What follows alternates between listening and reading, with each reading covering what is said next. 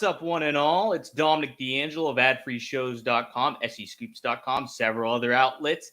But I am here today. It looks like I'm alone, but I'm not. It's Rumor Innuendo. It's Tuesday, and on assignment, on the horn, is WWE Creative _ish. You also know him as Robert Karpelis. Robert, how are you, man? You're on site, man. I am doing all right. I apologize that I'm not on camera. I'm on audio. I am multitasking today. Sort of unavoidable, but I figured it was better than nothing. So hopefully we can make it through.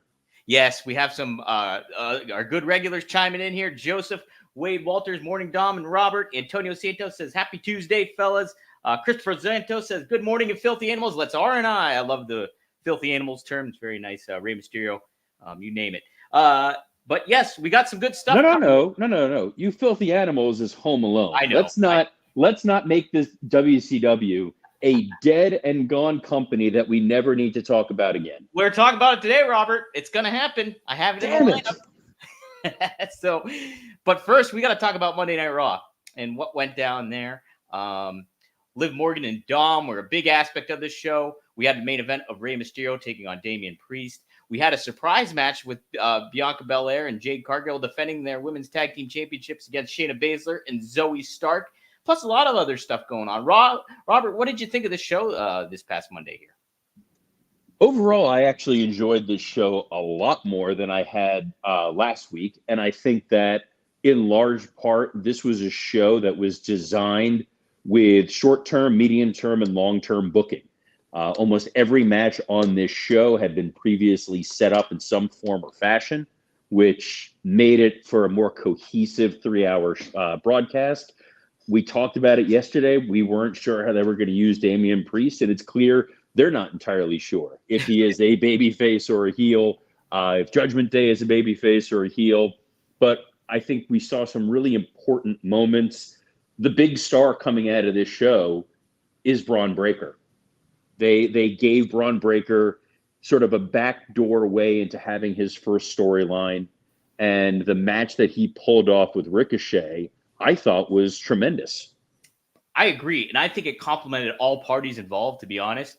Like Ricochet selling the rib injury and stuff like that. But then the dynamic of Braun Breaker being this unstoppable force, going up against a smaller athletic guy, and then just ripping him in half, basically. And then you have Ilya Dragunov get involved too. It's the conventional bigger guy, bigger heel, taking on the smaller baby face. It really complements everybody, I think, involved in this match. And new stars. Like, I know Ricochet's an established guy that's been there forever, but we're kind of seeing a resurgence of him. So I really like what they're doing. And I agree with you, Robert. I think Braun Breaker's the MVP of Raw going after this Monday.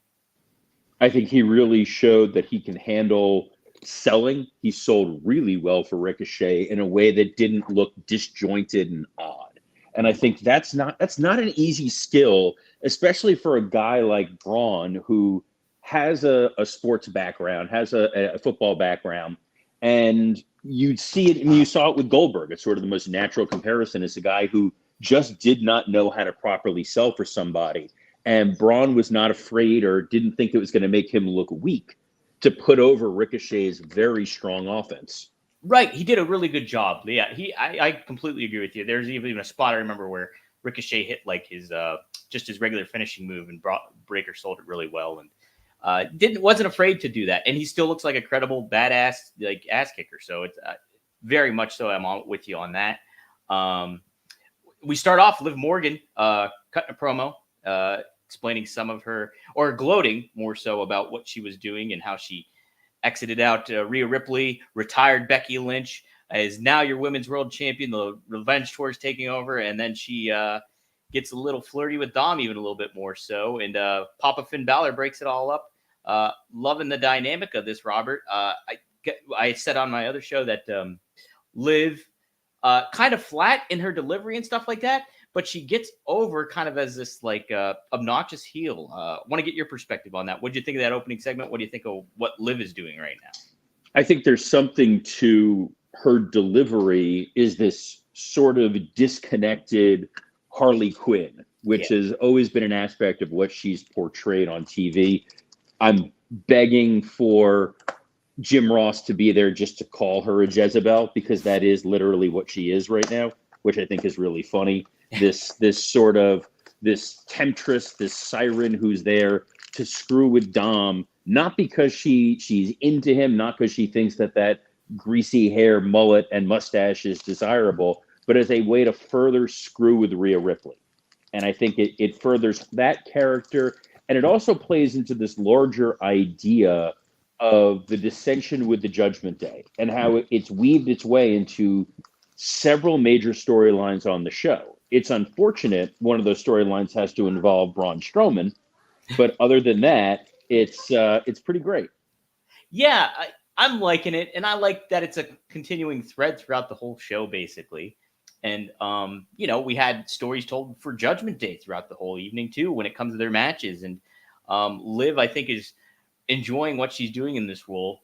I think Dom's enjoying it too, and I love his kind of like, oh my god, I don't know what I'm doing, and here I'm stuck between a rock and a hard place, but I like it. It's fun. It's kind of neat to see, and we could talk about this as the storyline carries on and stuff like that. But do you see Liv ultimately taking over a new version of Judgment Day, or is she just a chaos agent?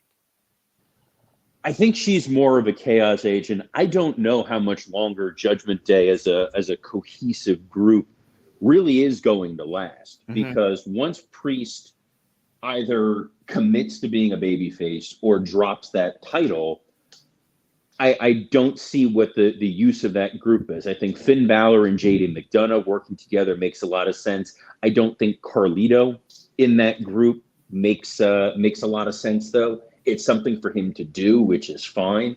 And the mini feud of JD McDonough and Braun Strowman is sort of, like I said, the short-term, medium-term, long-term storytelling. Once we get past Clash at the Castle, assuming that Drew retains, which most likely he will, you now have Braun Strowman ready to go as a monster who's going to be coming after Priest. And now Priest's title is in jeopardy, not because of his own actions necessarily, but because the rest of the members of Judgment Day were unable to get the job done. If you officially marry Dom to Liv on TV, then you have to deal with the reckoning of Rhea Ripley when she returns, not just coming after Liv, but also coming after Dominic Mysterio, which you can't pay off in a match. You could if you just let her get 100% of the offense, but that doesn't help Dominic Mysterio at all. It's a good point too. Yeah, if you want more cachet with him later on, having him get constantly beat up by Mommy is not very good. But it would be a good payoff, that's for sure. But it would. And another note, I think something that was really smart on this show is the last time that we saw Jey Uso and the last time we saw Lyra Valkyria, I won't make you have to pronounce her name. Thank you. They both lost clean. Mm-hmm. So not having them immediately shoehorned into a new storyline, but rather declaring for Money in the Bank, allows the audience to acknowledge that they're there, process that Jey Uso is still a factor on Raw, and that Lyra is sort of the new Becky Lynch, without needing to kind of force them immediately into a storyline. So we know that Clash at the Castle is the next show. Hey, we're already teeing up Money in the Bank. Yeah, I really like that too. I enjoyed that. Yeah, Lyra still kind of kept her connection with Becky Lynch, teased that, hey, she is coming back in a way. And then also Jey Uso in the crowd. It really felt like a great babyface promo, and kind of him being able still to connect with the fans. And it honestly, Robert, I completely forgot about him losing clean in the ring. So it's like that completely vanished from me. Him staking claim for Money in the Bank just seems like a, match made in heaven when it comes to that, because, that gives him something. He doesn't have an Intercontinental title. He doesn't have a singles championship. If he's eventually carrying around that Money in the Bank, there's a lot of good intrigue that goes with that too. And I think he's in a good position now. I like what they did with Jey on this night. And subconsciously, as a fan, you're now watching and you go, well, we know what's going on at Clash at the Castle. We now know that we have Money in the Bank to look forward to. And we know at least one half of the SummerSlam main events in terms of the King and Queen of the Ring being able to, I guess, cash in, for lack of a better term. So you can kind of feel comfortable investing your time in WWE programming, because it's all going somewhere, and it doesn't feel completely haphazard. That being said, the impromptu match that you talked about, I thought was very haphazard and didn't really help anybody. You mean the Bianca Jade? Yes. Yes. I agree in a way. I like, because I certainly, when they showed up, Shayna cut the promo, Zoe Stark came out, and I thought they all looked great together. And I was really excited. I was like, oh, they can really build to a good feud here. These are the perfect teams to go up against one another, and you can build something because they're both ass kickers, and they're both they have that heelish connection. Then you have the babyface connection, and I was looking forward to, hey, let's progress a storyline here. Here they just sent it right off the bat, and it was kind of, in the grand scheme of it all, of what we saw was haphazard in execution. I kind of wish we would get more from that than what we were told. I think what they were looking at was we needed a way to get to Isla Dawn and Alba Fire being viable contenders for Bianca and Jade. Yeah. Because they're doing this very odd, ham-fisted decision where, well, we need to just put as many European stars as possible on Clash at the Castle. Good point. Yes. I don't think that's necessary. I think that crowd just wants to see great matches. This is a weird thing to say in 2024, and I'm gonna own this, but when I used to go to Raw and SmackDown shows during the Attitude Era, when they would come down here to South Florida, I would be annoyed that the shows were built around The Rock. Oh, because he's the Miami guy, he's the hometown guy. And I'm like, yeah, but I'm a Stone Cold fan. I want to see Steve Austin. I don't want to just feel like you're catering just to the local market. I want to see the totality of the show. But I think we see with Piper Niven getting an opportunity against Bayley, Drew McIntyre obviously getting his opportunity. Now you are clearly setting up Alba Fire and Isla Dawn. It certainly feels like we're going to get a Sheamus Ludwig Kaiser rematch at the PLE. So it's giving it a European flavor, but it's so over the top that I don't think you need all of them. I think the audience would have been fine just getting Shayna and Zoe versus Bianca and Jade. 100%. Yeah. I think, for what we've seen with Zoe and Shayna on Raw, it would make a lot more sense to even have that, despite them not being European. It's I think that's a more intriguing matchup to have for Clash of the Castle on a big platform. And to your point, I don't think the Scottish crowd, the UK crowd, would really care about that. I think it's a sophisticated global audience now. Yeah. Everybody watches all the programming. They know the storylines. They know what's going on.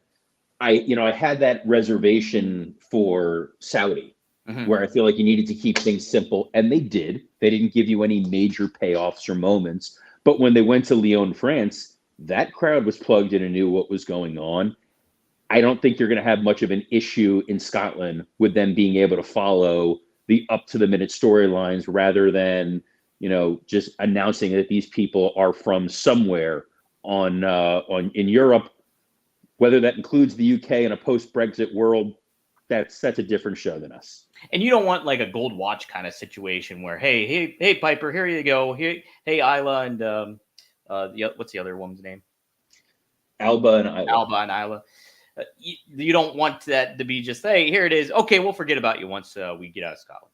You want to let. I mean, for them, I'm sure it means a great deal to be in front of your home crowd. I completely understand that, but to your end, it isn't everyone gets a participation trophy. Yeah. If it makes sense for the storyline, fine. Piper, to some degree, makes sense just because they needed somebody for Bayley to beat, and you needed somebody for Bayley to beat in a situation where she was physically outmatched to prepare for the Nia Jax match, to show that Bayley can handle someone who is bigger and what's the polite way to put this, stronger than her to tee up the Nia Jax match. This is a sidetrack here. What have you thought so far of Bayley's babyface run? It's just sort of there. Yeah. I think, as when she was the babyface with the wacky waving inflatable arm guys and the headbands and the hugs, that worked. Yeah. When she became this much more sinister, kind of like Karen-esque heel, it worked really well. Now she's just sort of there. And it falls in the same category almost as when Charlotte is a babyface, or worse now when Miz is a babyface. We're going to talk about that. Yeah. Well, let's talk about that, because that was the big sore point for me, was that it was short, but we had R-Truth interacting with Miz, and it just doesn't work. I made the comparison. Yeah, I'm a big D. Martin fan, big Jerry Lewis fan too, and you kind of D. Martin's a straight man to Jerry Lewis's slapstick. I think R-Truth plays really well as the slapstick. Miz doesn't play well as the D. Martin straight man in this situation. It just doesn't fit him, and it's not that he doesn't have charisma, but really not as a babyface. I completely agree. I think that Miz, as a straight up straight man, doesn't make a lot of sense. That doesn't play at all to the strengths of what makes him really good. More importantly, it winds up really weakening the R-Truth character, which heated up so well when he was partnered with the Judgment Day. And it's just crazy to think about. Even when he had that little mention, of course, of Carlito of, I remember when I was in Judgment Day, you're like, boy, that works so well. And it feels like it was 100 years ago. Yeah, it does. It does. Yeah, that was one big thing that didn't really engage me through the show, I think. And I was just like, yeah, it's a disconnect for me. Something I really liked, I want to get your thoughts on, was the interaction with New Day and Karrion Kross, and them building for the Final Testament match with AOP and stuff like that. I feel like they got to break New Day up. I feel like turning Xavier Woods heel and maybe like getting corrupted by the Final Testament elevates everybody involved. Kind of wanted your opinion and thoughts on that. I'm of two minds. I think that the way that Michael Cole laid it out during the match was surprisingly transparent and very strong. This idea that Kofi Kingston is a former WWE champion, that Kofi Kingston is a former Intercontinental champion, that Woods has never held singles gold, and that maybe he's being held back. But the two things that stick out in my mind, number one, New Day has always maintained that they were never going to break up. They were never going to do a straight breakup angle. So I don't think they want to go back on their word for it. I think that there is still value in New Day, and maybe we're pushing this in a new direction. The other thing is it diminishes the importance of being tag team champions. To say Woods hasn't accomplished many things or he needs to do it on his own, it's okay if you are just a successful tag team. Yeah. The Legion of Doom worked well as a duo. Hawk and Animal on their own, less so. And even less so when I was there and we put Animal with Heidenreich, and the less said about that, the better. That didn't work? Surprisingly not. Oh. No. We all wanted to climb the Titantron like Hawk and jump off of it after watching that. Heidenreich really signified himself or etched himself in history with that Michael Cole meme now. So he did. I feel he was a nice guy. Yeah, like he was nice. Though I remember this is like crazy. This was around this is when Katrina hit, and we were there, and he had family there, and he's like, "I'm driving to New Orleans. I have a shotgun in the trunk. I'm gonna go find my family." What? And I'm like, "How is this not a movie?" Oh. Wow. Everyone was fine, by the way, which is That's great. Good. But like just this idea of like him with a shotgun in the trunk driving into a Katrina-riddled Louisiana trying to find his family. If that wasn't a WWE Studios movie, nothing will be. Oh, they got it. Oh man, they got to do that. I think they should get Brian Gewirtz and all of them on that one. $7 happening. Yeah, because they don't have enough on their plate right now. Exactly. Real quick before we move on from Raw, I wanted to go back to that the New Day stuff. I think I really like Karrion Kross. I like him in this kind of patronizing, manipulative, not menacing, like in cadence and delivery, but menacing in just himself, like being there, almost conversational menacing. And I like what they're doing. I really hope they kind of grow something out of this Final Testament faction finally. But do you think we're going to see something with that? Or is this just a feud that's going to kind of wash over? New Day has a feud. and we move on and we try to find another thing to lower mid-card thing for Final Testament. What do you think? I don't know how they see Karrion Kross. I never liked the seething, spooky TikTok guy. Like TikTok with a clock, not TikTok like the thing where China steals all your data. Yes. But this version of him, yes, where he is sort of the embodiment of what they tried to do with Sean O'Hare all those years ago. And they've done a couple different incarnations of this idea of someone who's going to get in your ear and he's going to manipulate you. But ultimately, where is it going? What is Karrion Kross's motivation? What is his desire? And how much faith do the powers that be have in Karrion Kross? I think he's someone you can slide in a post Chad Gable environment. Once that storyline is wrapped up, that he can potentially go after Sami Zayn. Right. But when the bell rings, do they have the faith that Karrion Kross and Sami Zayn are going to have a great match? If you can't have a great match with Sami Zayn, you shouldn't be on television. That's not a controversial statement to have. So if they're going to have faith in Kross, I would push him to a Sami Zayn feud and let's get the best out of him. If they really don't see anything in him, maybe now is the time to start thinking about cutting bait, which I hope they don't do. I think the guy is great.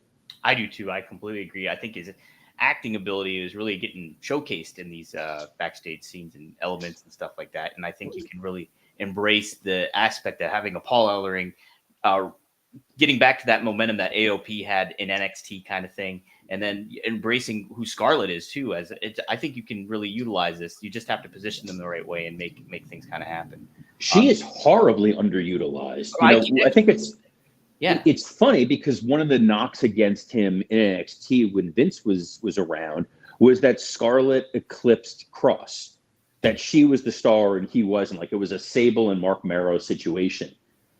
I don't see it that way. I think she enhances the overall presentation, and she's so marginalized. And Paul Ellering does literally nothing, which is a shame because he is, again, he's a legend. He's somebody who can contribute in some form or fashion. They all come out there, and it just feels like a bunch of people for the sake of having a bunch of people. Scarlett is absolutely a character you can maximize.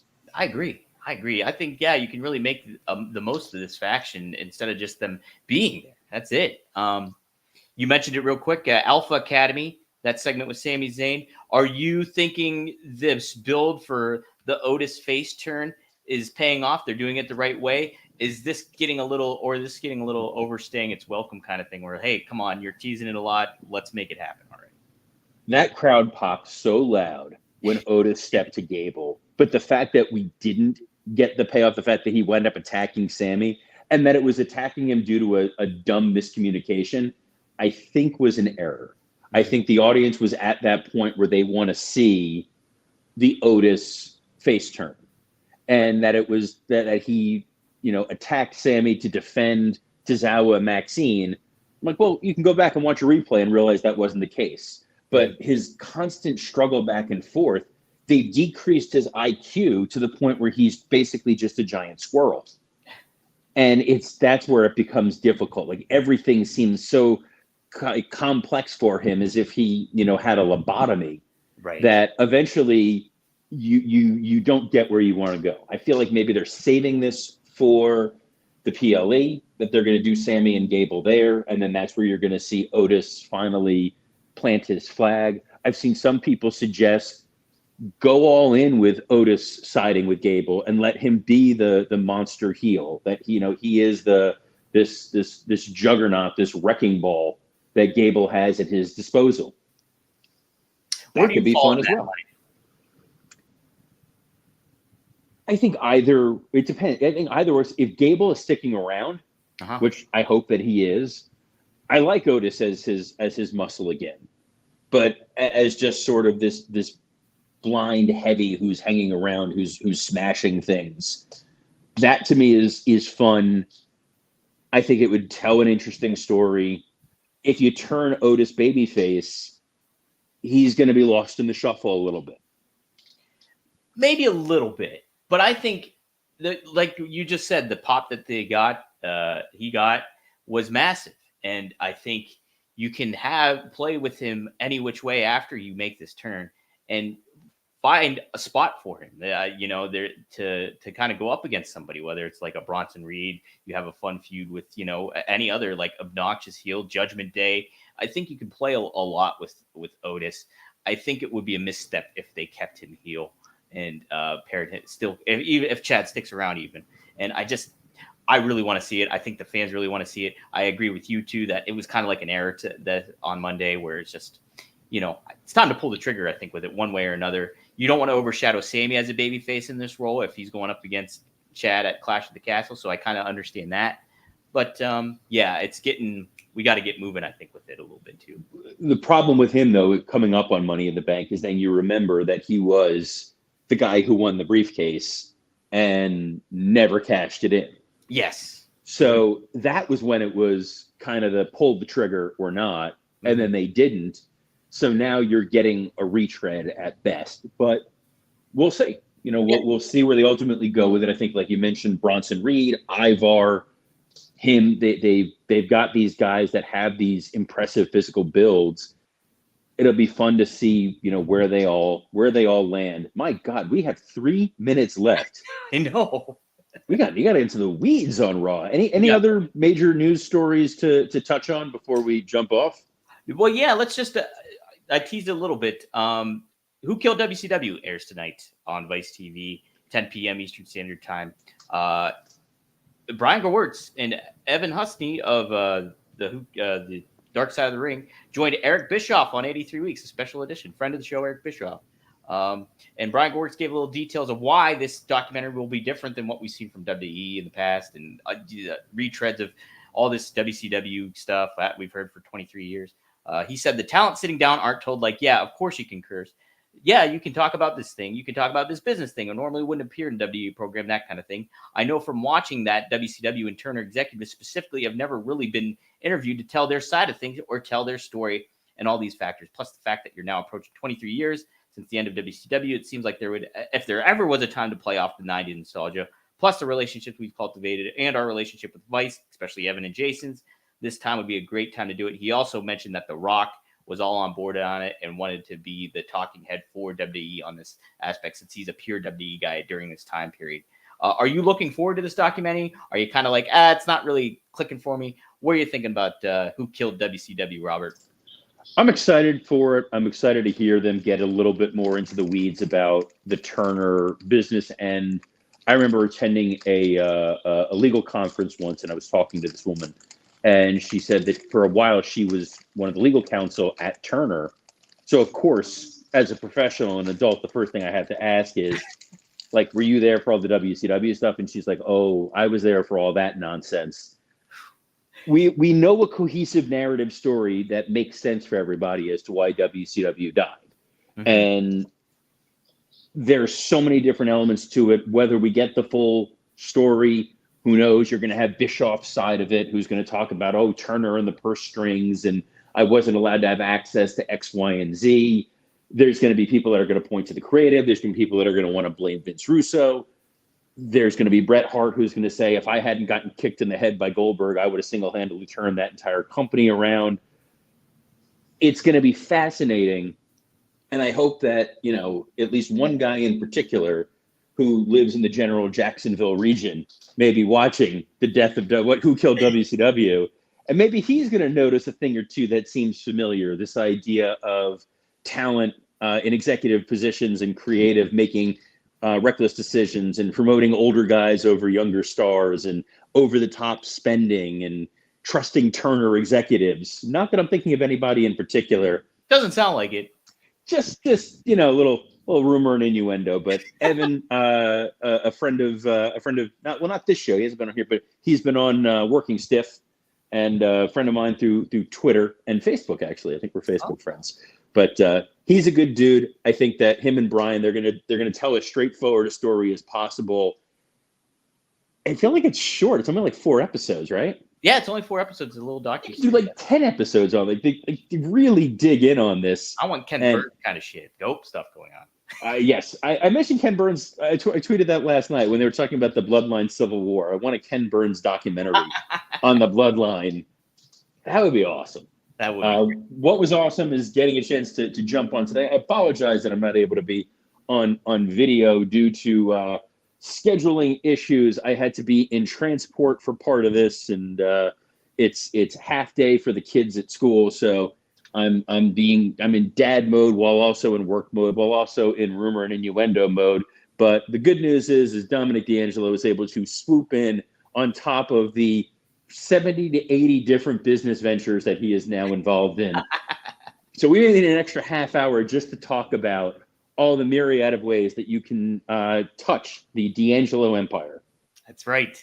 Hey, guys, yeah, you can tune in rvdtv.com. Check out the new episode. We talked to war veteran Ben McCoy, also a wrestler, tells his side of the story about all that stuff and his time in Afghanistan. Really great story. Great person. Check it out, rvdtv.com. And then airing tonight on rvd.com and onetruesport.com is Live with Bill Alfonso. We're talking right down the middle. Part 2 of our RVD series going on. So we'll be chatting a little bit more about RVD, maybe a little bit more even too. But Fonzie loves questions, loves fan interaction. So tune into that too tonight.